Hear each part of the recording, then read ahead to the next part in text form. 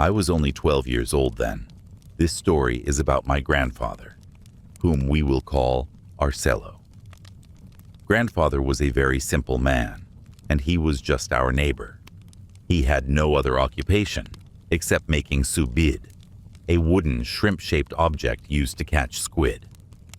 He used to sell them, and if I remember correctly, each one cost around 15 pesos. That was back then, but now it's probably more expensive. Our place was a small community near the sea. There were houses, but they were far apart. The closest house to ours was the old home of my grandparents, on my mother's side, Nanay Cora. Their house was only one story. Grandmother had long passed away by that time. The house was elevated about a meter from the ground. It was quite high. A wide staircase led to the veranda, and at the top there were 2 rooms. One of them was mine, where I often slept.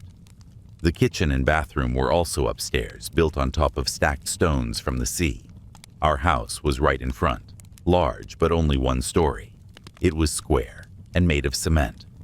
Grandfather was very quiet, but if you talked to him, he could tell stories all day without running out of things to say.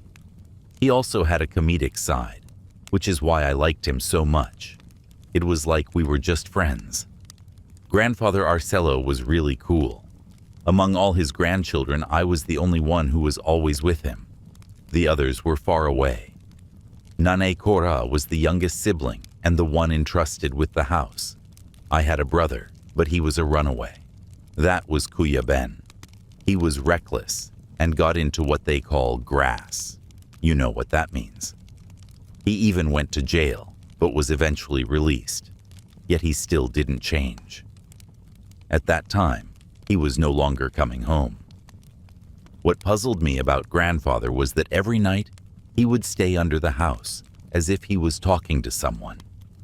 I peeked through the gaps in the floor, but there was no one else there except him. The light from the veranda shone down to the space below, so I could clearly see him. Sometimes, I wondered if my grandfather had already lost his mind. He was old after all. Maybe he was starting to become forgetful and regressing to childhood. That's often what happens to the very elderly, but he was still fully aware, even when I stayed at his house more often. He had always been like that. Maybe it was just in my head that he was getting worse. I even felt sorry for him. One time, I decided to go down and sit beside him.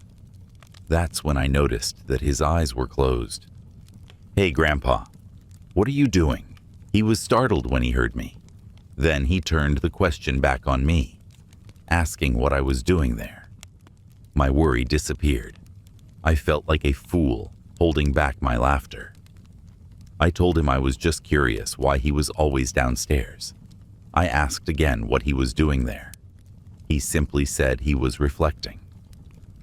He had gotten used to praying before going to sleep, but I immediately asked him why he prayed there, when he could just do it in front of an altar. He replied that the way I asked questions made me sound like I was all grown up.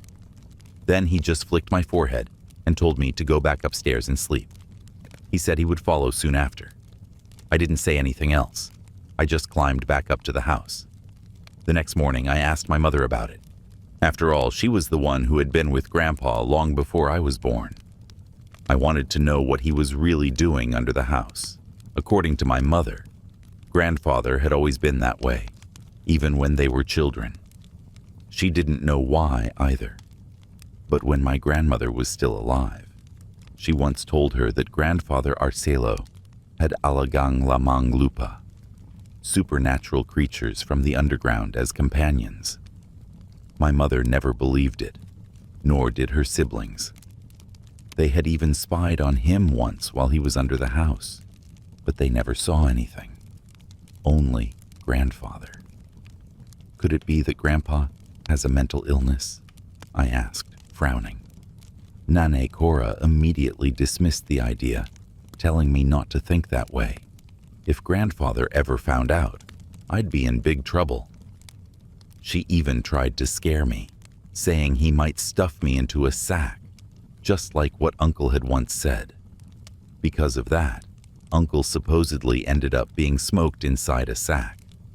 But my mother insisted that Grandfather Arcelo wasn't crazy. She told me to just let it be. Many days passed, but as time went on, my curiosity grew stronger. That was natural, right? I was at the peak of my studies back then, so I was full of questions and always eager to learn. Despite everything, my relationship with Grandfather never changed. It was still the same, teasing, jokes, and sometimes I even got annoyed because of how deep his humor went. It was the usual kind of banter, just like I was with a close friend. This version keeps the story completely intact, while ensuring smooth readability in English. Let me know if you need any adjustments. Sometimes, when Grandfather had nothing to do, especially in the fields, he would leave and go to the mangroves. He would slip away and only return by late afternoon. There were even times when I arrived home from school before he did. There was really something different about Grandfather Arcelo. Compared to the other elderly people in our place, he stood out. One night, I saw him under the house again. This time, in front of him, were two tibod. If you're wondering what tibod are, they're like large clay jars, though not as big. They were slightly larger than a gallon of tuba, fermented coconut wine, but had wide openings. I often saw those tibod under the kitchen, placed beside the stacked stones supporting the house. There was also a pile of wood in that area. I was curious why the two tibod were in front of him. He was holding one in each hand, peering into them as if they contained something. His lips were moving as if he was speaking to whatever was inside. Of course, I was puzzled while watching through the gap in the floor, but I didn't go down to investigate what he was doing. From my room's floorboards, I had a clear view of the living room area, and Grandfather was right beneath it. Because of this, I couldn't see what was inside the tibod. But the truth was, there was nothing inside them, except for stones. Each tibod contained 2 smooth river stones. One time, I got scolded by Grandfather when I tried to touch them. It had rained that day, and I wanted to take a bath outside. I thought of filling one of the tibod with water, but he immediately stopped me. He told me never to touch them. I even got my ear pinched for it. He treated those 2 tibod as if they were extremely important. It looked strange, and it didn't seem to serve any purpose. After all, they were just stones. A moment later, Grandfather went to the veranda and turned off the light. I was puzzled. The light was usually left on until morning. Because of that, I could no longer see much of the space beneath the house, but I could hear footsteps on the ground. It was Grandfather. He had returned to the 2 tibod. He was startled when he heard me. Then he turned the question back on me, asking what I was doing there. My worry disappeared. I felt like a fool, holding back my laughter. I told him I was just curious why he was always downstairs. I asked again what he was doing there. He simply said he was reflecting.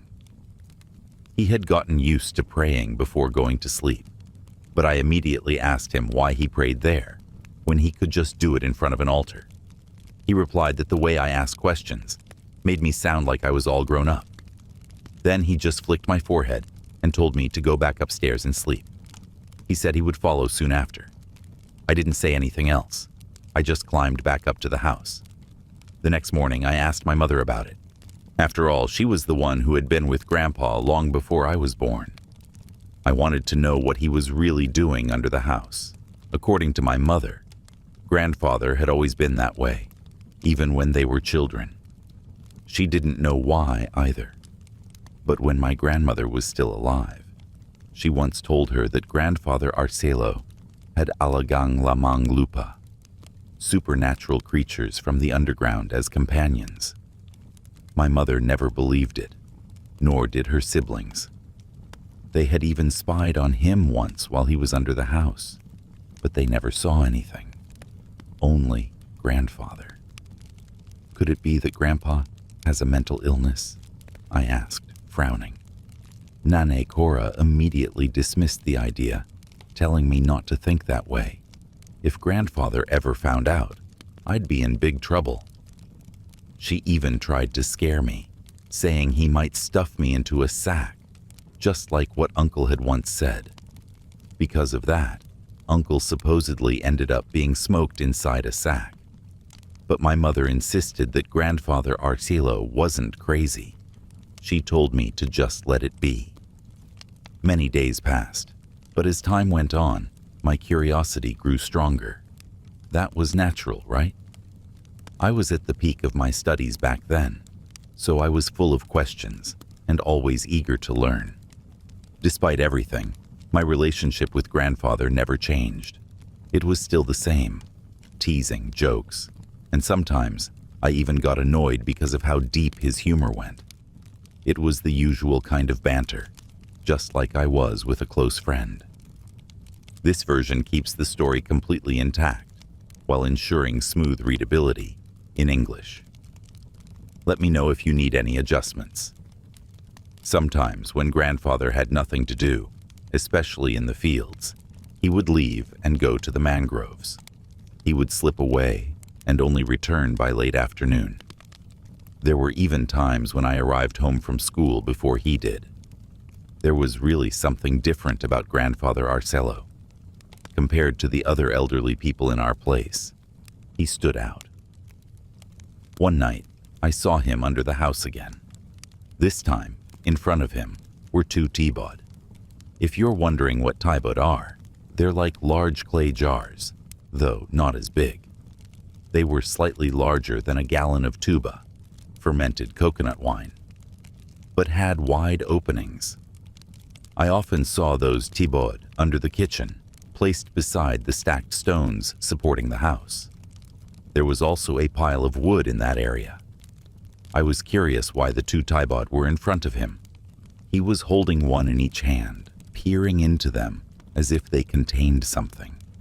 His lips were moving as if he was speaking to whatever was inside. Of course, I was puzzled while watching through the gap in the floor, but I didn't go down to investigate what he was doing. From my room's floorboards, I had a clear view of the living room area, and grandfather was right beneath it. Because of this, I couldn't see what was inside the tibod. But the truth was, there was nothing inside them, except for stones. Each tibod contained 2 smooth river stones. One time, I got scolded by grandfather when I tried to touch them. It had rained that day, and I wanted to take a bath outside. I thought of filling one of the tibod with water, but he immediately stopped me. He told me never to touch them. I even got my ear pinched for it. He treated those 2 tibod as if they were extremely important. It looked strange, and it didn't seem to serve any purpose. After all, they were just stones. A moment later, grandfather went to the veranda and turned off the light. I was puzzled. The light was usually left on until morning. Because of that, I could no longer see much of the space beneath the house, but I could hear footsteps on the ground. It was grandfather. He had returned to the 2 tibod. As time passed, I slowly started to make out his figure. That's how it usually works, right? When your eyes are suddenly plunged into darkness, at first, you see nothing but blackness. But after a while, your eyes adjust, and you begin to see faint shapes. Grandfather was touching the tibod.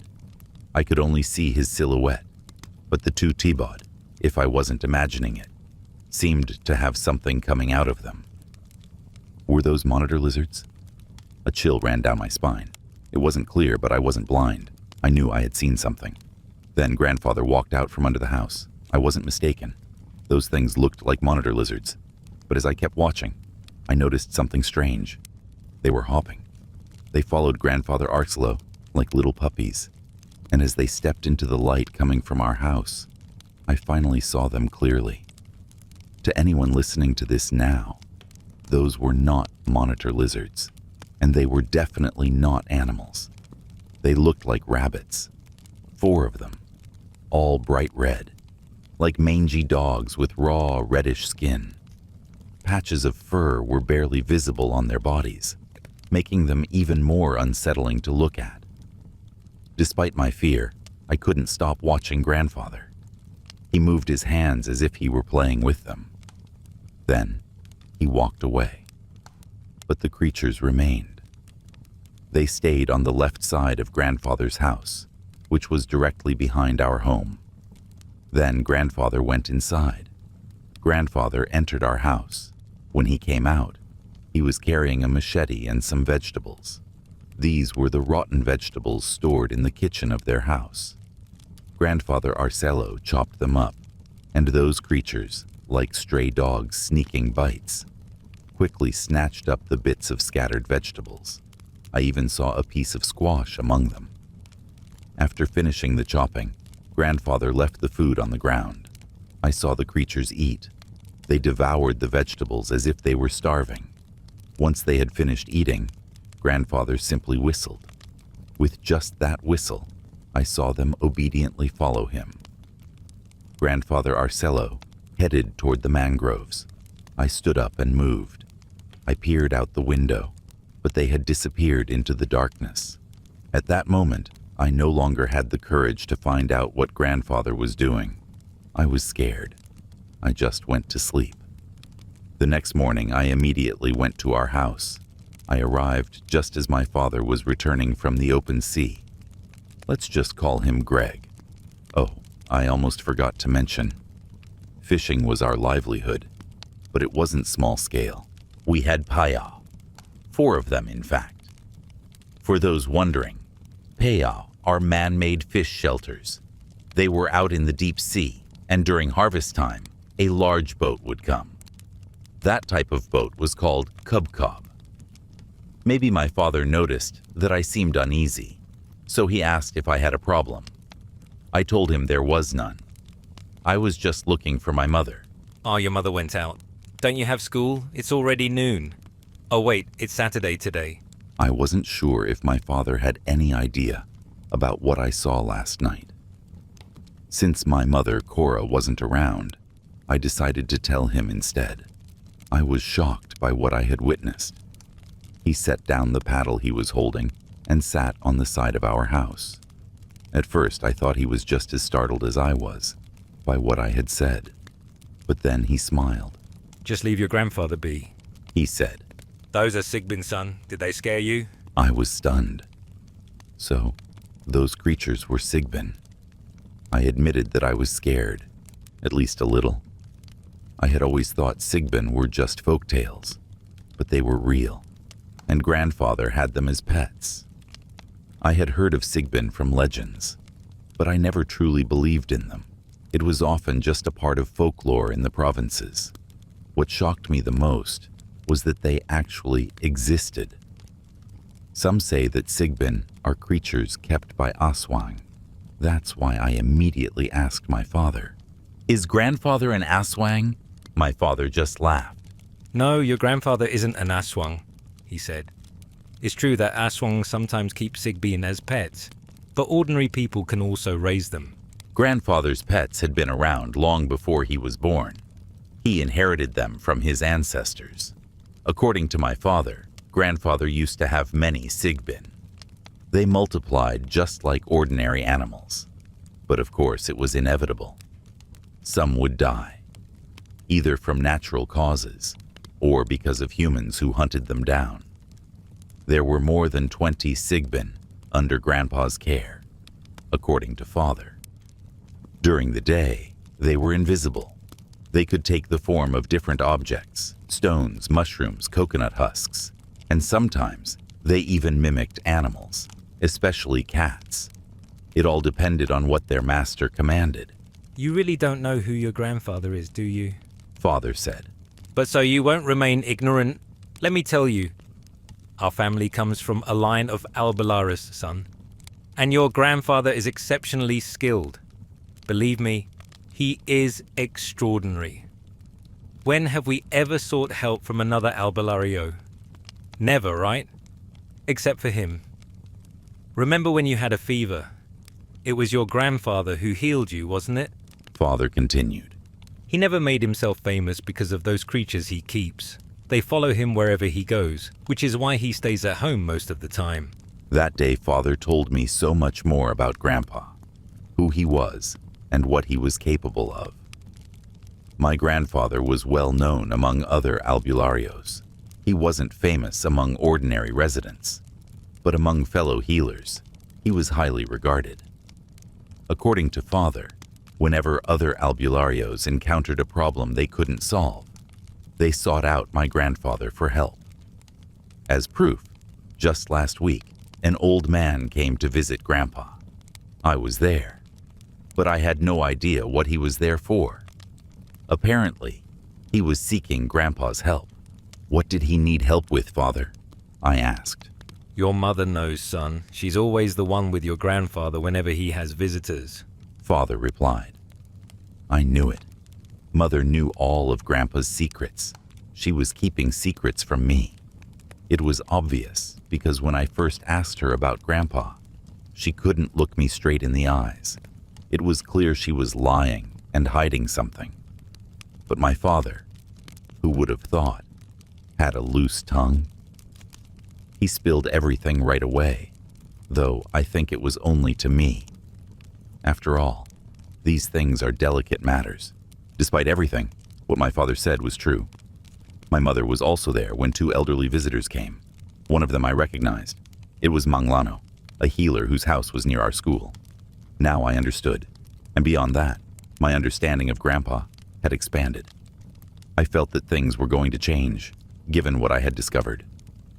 I had always been straightforward. I never just followed trends. I preferred talking to older people rather than those of my age. Maybe that was Grandpa's influence. Everything he told me had a lesson behind it. That's why I could say that my perspective back then was far beyond that of an ordinary child. I would ask Grandpa questions in a subtle way, what we called pasumbingay in Bisaya. Questions that seemed casual, but had depth, the kind that made people think. One afternoon, while Grandpa was once again under the house, I had just come home from school. Grandpa was making subid again. I sat beside him and asked, "Lo, do they only eat vegetables? Are those your pets?" With just that simple question, I saw Grandpa's eyes widen. He stared at me for a long time, then frowned. What did you say, pets? What do you mean? Wait, have you seen them? What do you mean, Lo? I asked. You mean the Sigben? Of course, I answered. Why? Is there something strange about them? Grandpa shook his head in disbelief. I had meant to ask directly, with no beating around the bush. It was a subtle question, but one that could shake someone to their core. He took a long time to respond. His gaze was intense, piercing right through me. How long have you known? He finally asked. I've known for a while, I admitted. There. He had no way out now. He confessed that Sigben only ate that kind of food, but he still looked at me with suspicion. Even so, he became more open with me. He asked if I had told my classmates about what I had seen, but of course I told him no.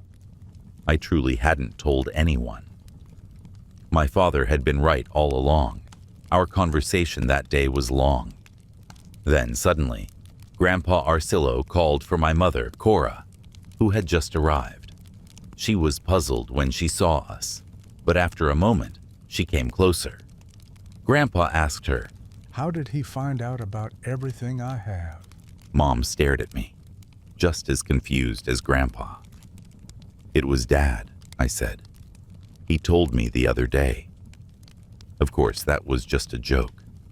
The truth was, I had only wanted confirmation. And since Grandpa admitted it, I realized it was all true.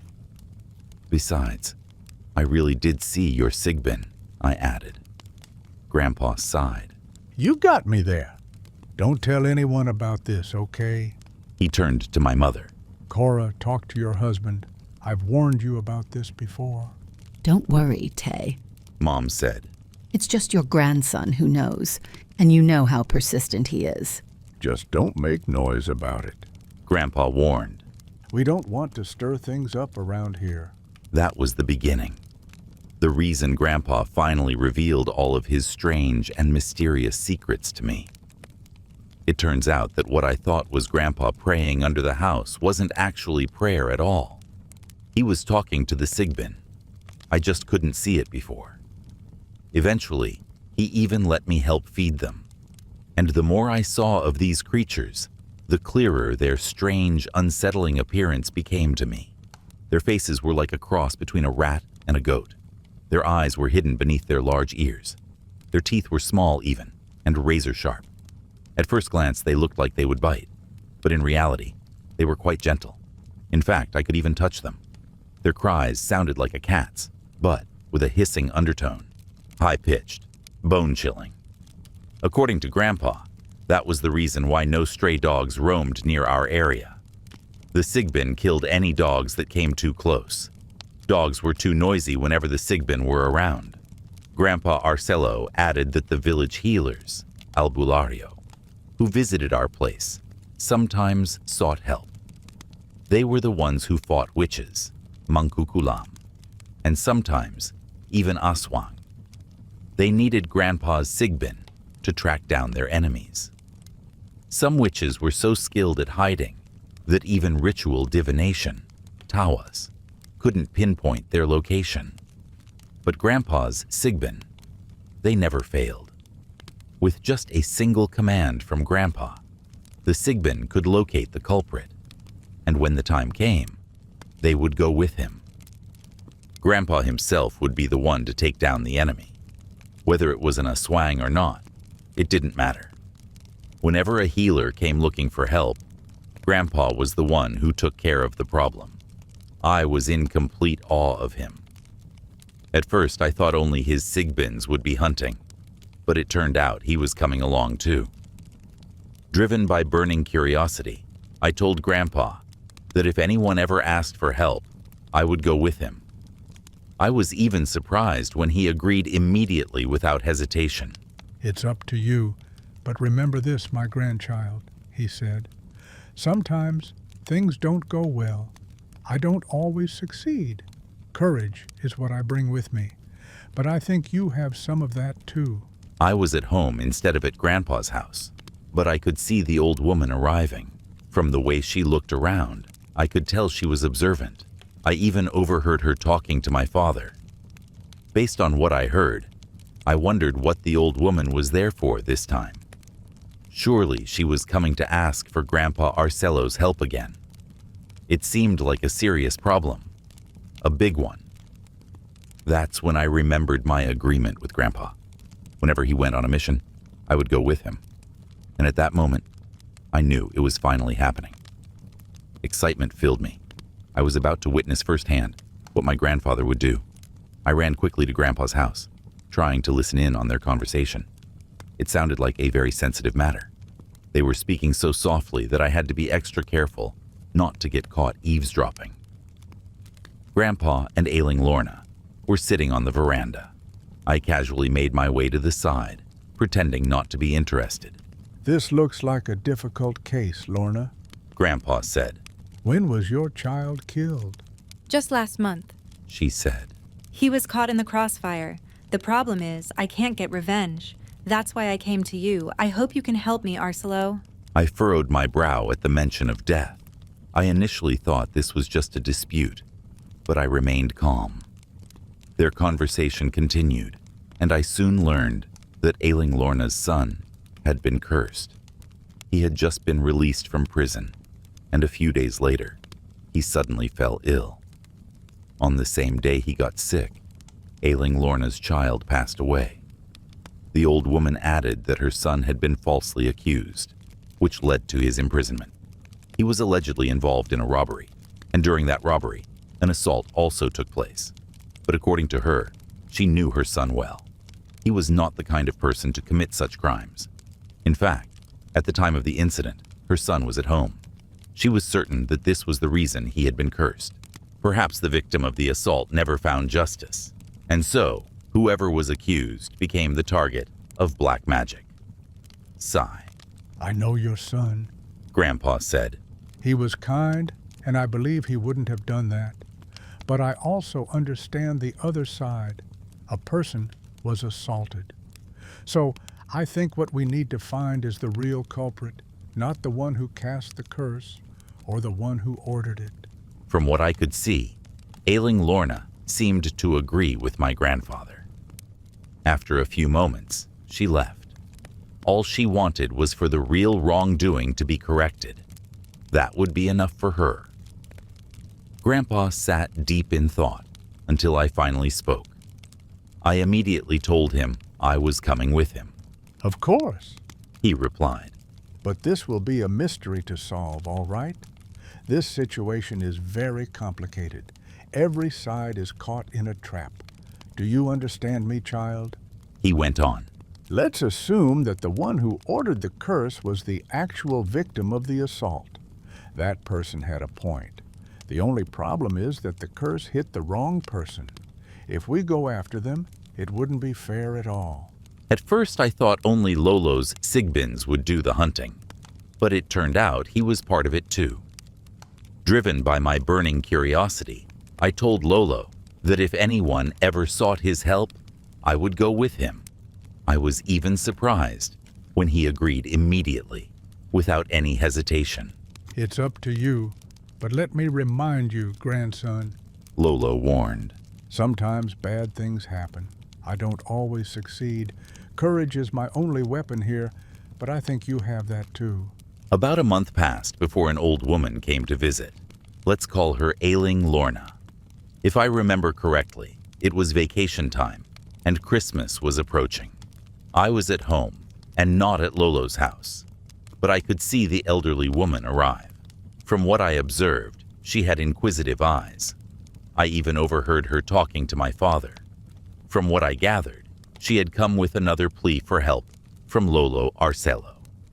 It must be serious. It was clear the problem was big. That's when I remembered my conversation with Lolo. I had promised to accompany him if someone needed help, and in that moment, I knew this was it. Excitement filled me. I was finally going to witness what my grandfather truly did. I ran quickly to Lolo's house and listened in on their conversation. It seemed like a very delicate matter. Their voices were hushed, so I had to be careful not to be noticed. They were on the veranda, and I discreetly approached from the side as if I was just passing by. But how will you know where the assailant lives? I asked. That's easy. Lolo replied. You'll see tonight. That evening, I was ready.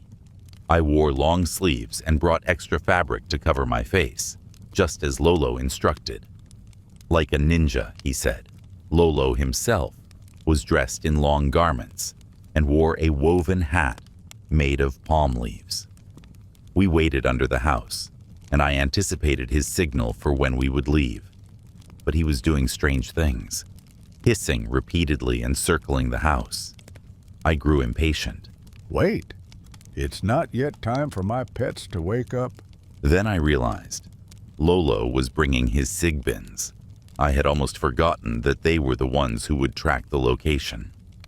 Moments later, I saw shadows darting out. They were incredibly fast, like giant rats scurrying toward the mangroves. Those were Lolo's Sigbins. I asked why they went ahead, thinking we would all leave together. You ask too many questions. Just watch. Lolo snapped. Come on, let's go through the mangroves. I followed him quickly. He moved at an astonishing speed. Despite his age, he was as agile as a young man. It was the first time I had seen Lolo walk so fast. How was that possible? He had a lung condition and coughed all the time. But in those moments, he moved like he was only 20 years old. Lolo told me to step exactly where he stepped. I thought the path was fine, but it was dense and overgrown. Some of the plants in the mangrove had thorns, and I found myself complaining. Eventually, we reached the road. I could see Lolo's Sigbins crossing swiftly one by one. The eerie thing was that there were people around, but they didn't notice them at all. Meanwhile, I could see them clearly. and their appearance was terrifying. The road was empty, flanked on both sides by mangroves. After crossing, we found ourselves in another patch of mangroves, but this time, the ground was dry instead of muddy. I thought we still had a long way to go, but suddenly, Lolo stopped. There were no houses in sight, just plants everywhere. Mangroves, nipa palms, mango trees in the distance, and tall grass as high as a person. Then Lolo said, We finally arrived. Grandson, the Sigbins have strong senses. They know the situation of a place. When I give them a command, they act like antennas. They instantly pick up on what and who I'm targeting. Then he looked ahead. I think this is where the assailant lives. We'll find out soon enough. Follow me. At my young age, I was eager and determined. Whatever Lolo ordered, I obeyed without question. Then he pointed up at the trees. I followed his gaze and saw figures leaping from branch to branch. Of course, I already knew what they were.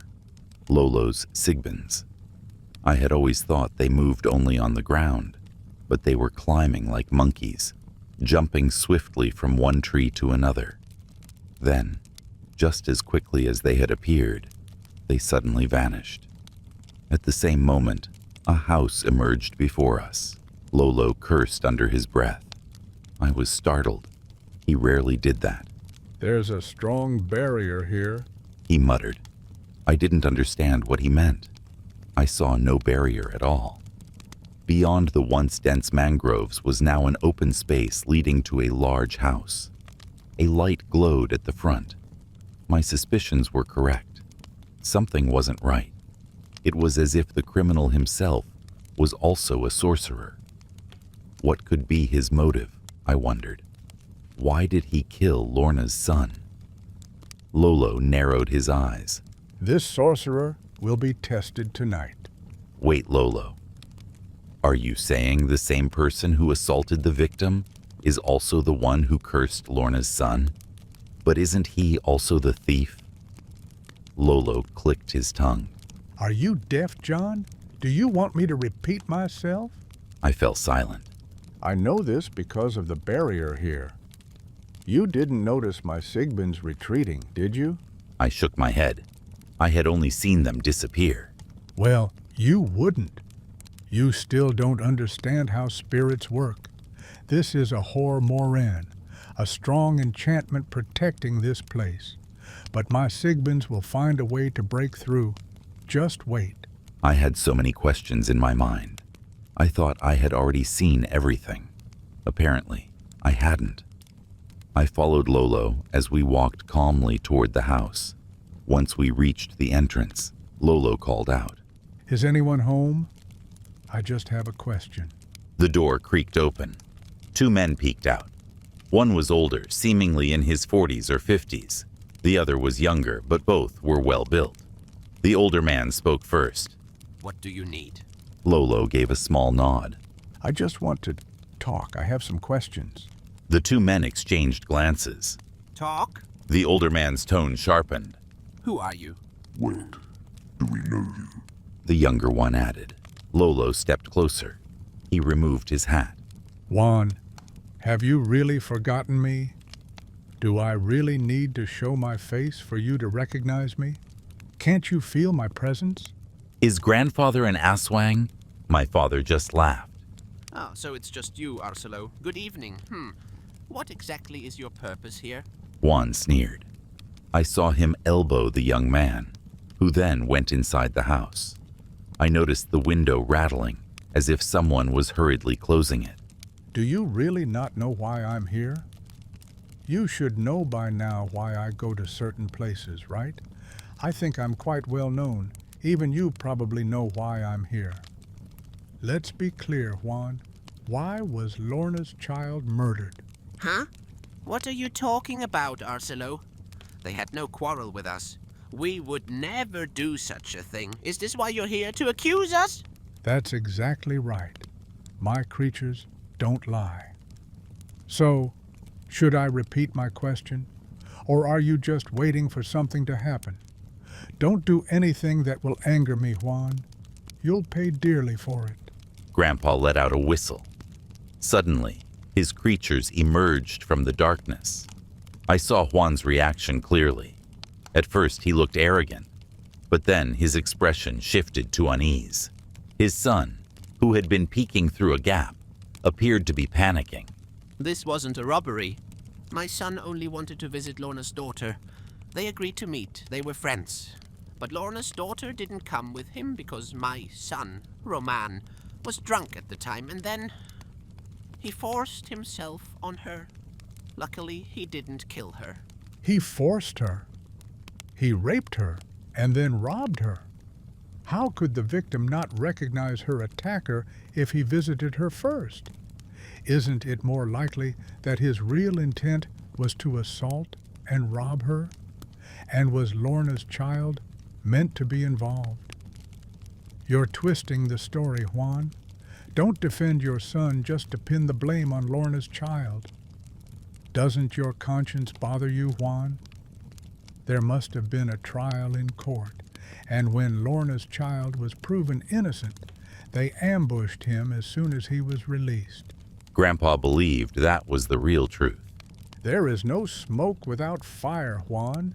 You killed an innocent person just to cover up your son's disgraceful act. Let's bring about true justice. Let's eliminate the root of this problem. It's over. Juan muttered.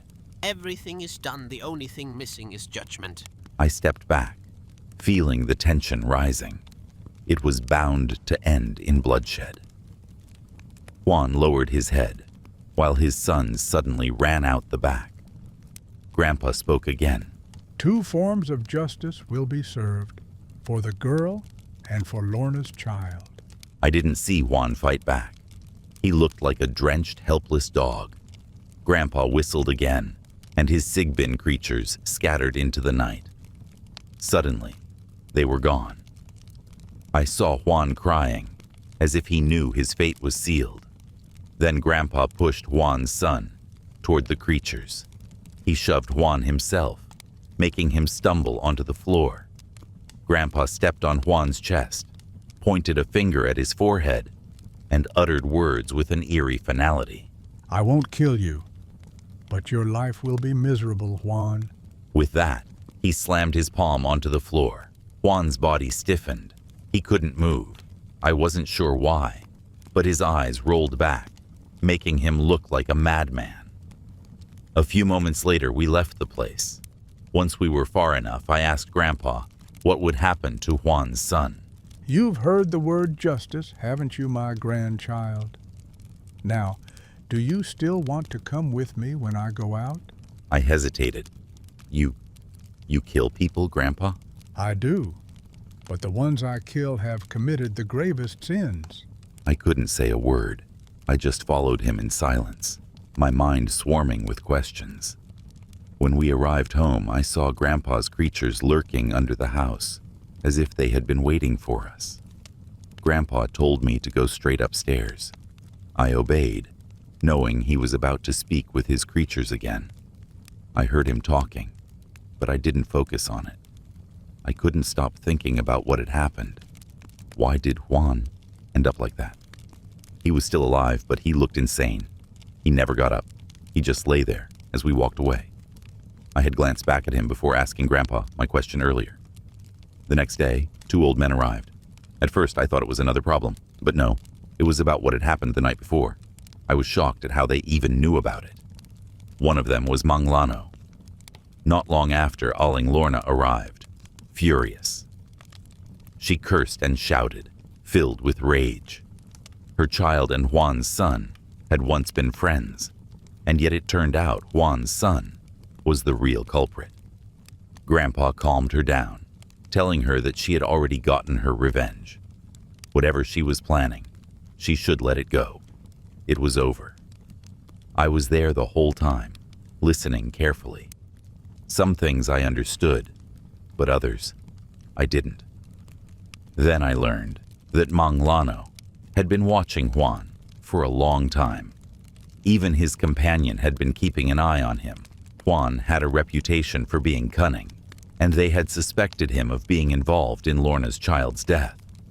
That explained how the two healers knew the situation.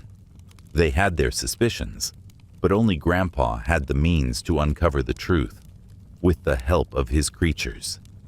They relied on him completely. And now, justice had been served. Juan lost his mind, and his son was dead.